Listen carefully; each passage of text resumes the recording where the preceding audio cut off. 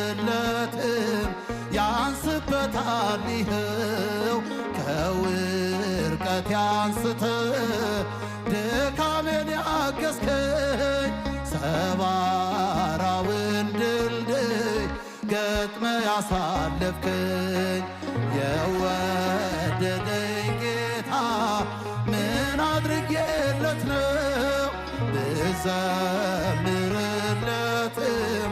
ያንስበታል። እስኪ እጃችሁ የወደደኝ ጌታ ምን አድርጌለት ነው ብዘምርለትም ያንስበታል።